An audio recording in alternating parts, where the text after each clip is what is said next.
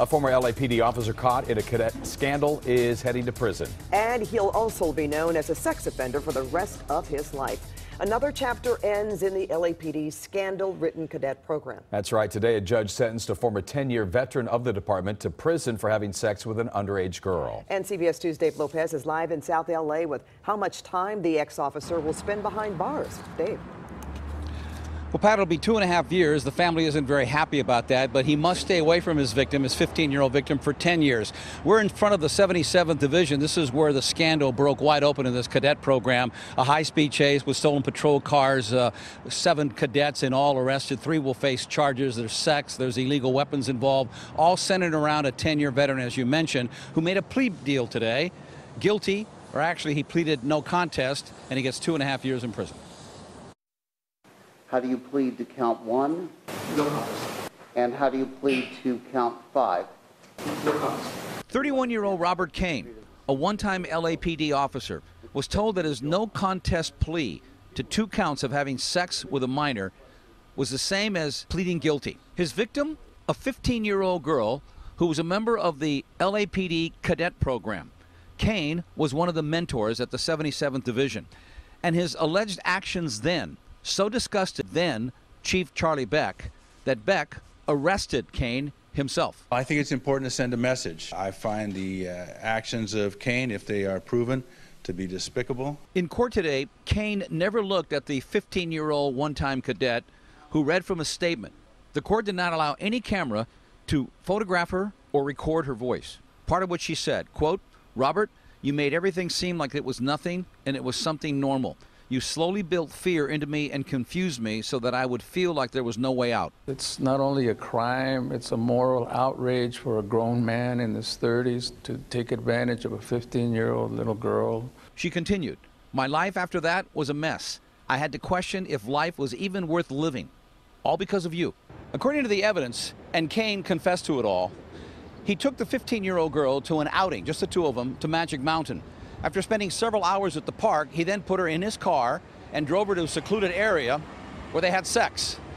The girl also told investigators that Kane made certain that she knew he had a gun, and she said she feared if she didn't cooperate, she'd be hurt. Her attorneys also brought to court what they described as her favorite stuffed animal, which they say, out of frustration, she ripped apart over what Kane did to her. According to sources, we were told that other officers at the 77th Precinct gave Kane a nickname, Candy Cane, because we were told of his preference for teenage girls. The family of that 15-year-old will file a civil lawsuit against Kane. The LAPD weighed in and said that Kane, quote, tarnished the badge and the punishment is justifiable. Also, Kane no longer is with the department and he does not collect a pension. He wasn't with the department long enough. Reporting live from South LA, Dave Lopez, CBS 2 News. All right, thank you, Dave. Well, now to some breaking news. A flash flood warning has been issued for southern Riverside County. That's right around the burned out Cranston fire area, which of course is a big concern. So let's turn now to CBS 2 meteorologist Evelyn Taft for the very latest on that, Ev. Pat and Jeff, as we get a look right now at that warning you were just talking about, it is in effect through 5:30, so about 30 more minutes, and we could potentially see some flooding in the burn area, the Cranston fire there. So we're looking at very severe cells sitting over one area for an elongated period of time. That's generally what causes flooding in the first place. And then, of course, with the burn area, that's where the flash flooding could come in. So you're seeing lots of monsoonal moisture, lightning strikes up and down the area right here. You're going to see the red boxes indicating all of the thunderstorms and the flash flood warnings that we are seeing right now. We're going to continue to track this particular cell for you and the rest of that monsoonal moisture coming up in just a bit. Back to you. Thank you so much. A father just days away from getting married, hit and killed by a hit-and-run driver in Lake Elsinore. 24-year-old Gardell Cowart's fiance says his dinner is still on the table and she can't believe he won't be coming back home. The guy ran him over and left Gardell on the street to die and didn't try to help him, didn't try to save him, didn't try to take him to the hospital. And they left the most sweetest man in the street to die like he was just some animal that got hit that he didn't care about. Even if he was scared that he hit him, you could have at least took him to the hospital or something. You could have done something, but just leave him in the street. A GoFundMe account has been set up to help with burial arrangements. Developing news at this hour, President Trump has taken unprecedented action against one of his most outspoken critics. Today, he revoked former CIA Director John Brennan's security clearance. Well, Brennan was director under President Obama from 2013 until 2017. Press Secretary Sarah Sanders cited his criticism of the administration. Mr. Brennan has recently leveraged his status as a former high-ranking official with access to highly sensitive information to make a series of unfounded and outrageous allegations, wild outbursts on the internet and television about this administration. Brennan issued a defiant response on Twitter. He wrote, "This action is part of a broader effort by Mr. Trump to suppress freedom of speech and punish critics. It should gravely worry all Americans, including intelligence professionals, about the cost of speaking out. My principles are worth far more than clearances. I will not relent." On the other hand, the White House declined to explain why the president's former national security advisor, Michael Flynn, still has his security clearance. Flynn pleaded guilty to lying to the FBI. The FBI is trying to find out who is behind a series of cyber attacks aimed at a former Orange County Democratic congressional candidate. CBS 2's Michelle Gili is live in Costa Mesa with more information about a hack that could be a sign of what's to come in the midterm elections. Michelle. Yes, Pat, and the question that we want to know, and one that we can't answer yet, is what would the motive be to hack into this candidate's business email account? Could it be election related or financial, or perhaps something else? And we also don't know who is behind this. One of the candidates who ran against longtime Orange County Congressman Dana Rohrabacher in the June primary and lost says his business email account was hacked during the campaign.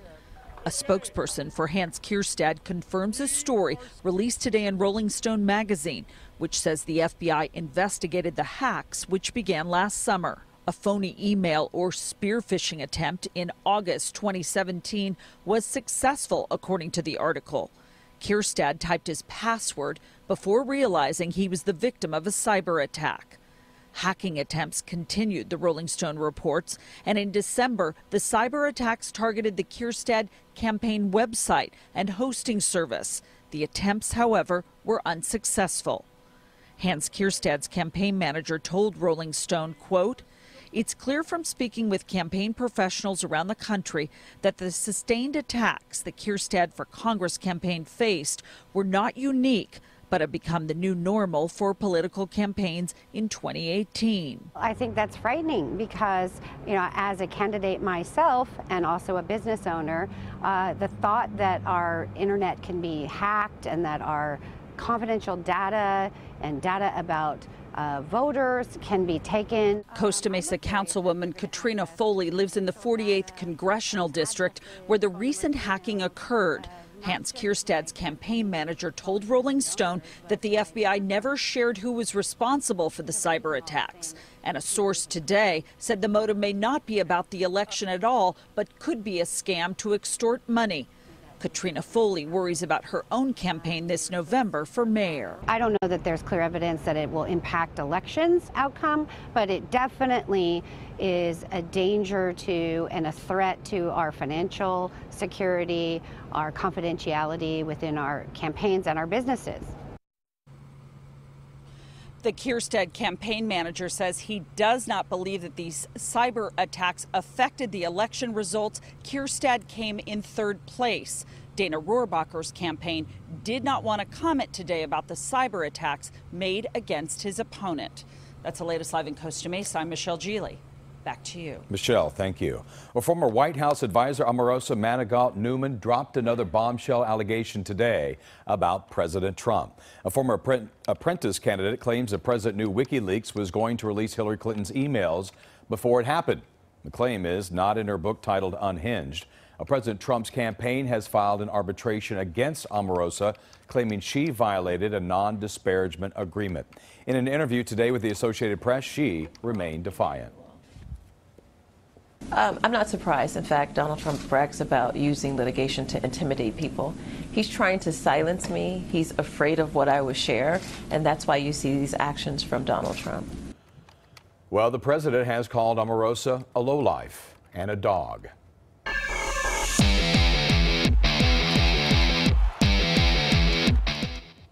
The Rams host the Raiders for a preseason game this Saturday. Yeah, and there are some things you need to know about tickets this year. There's a new NFL policy that requires you to have either a mobile ticket on your phone or the classic hard stock tickets. Tickets printed at home will not be accepted. Yeah, the Rams say fans should save their mobile tickets to Apple Wallet or Android Passbook before arriving at the Coliseum for a game.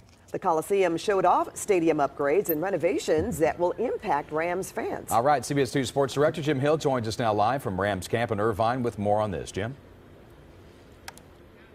You know, guys, and when people think about this project, they're saying it is about time, and it really is, because when you think about it, the Coliseum is currently going through a $270 million renovation project. It's absolutely going to be amazing when it is completed. And when it is completed, football fans going to see events there, well, they'll have to adjust to, well, transit, parking, tailgating, and stadium access.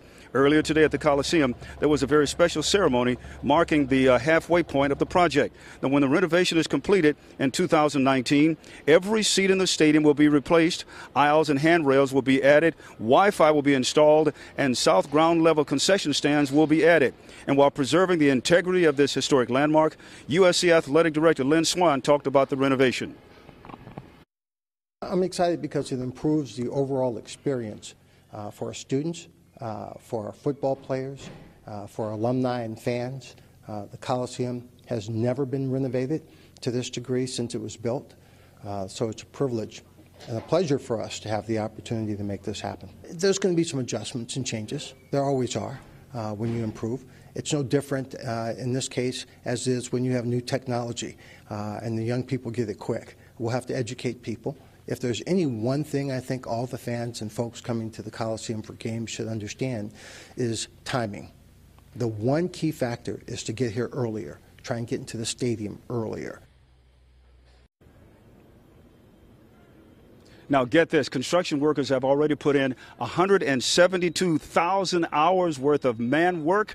And, of course, they're saying we're almost just halfway there. Coming up at 6 o'clock, we'll be back live here at the Rams training facility with a live report as the Rams get ready to take on the Raiders Saturday at the Coliseum. You'll see it right here on CBS 2.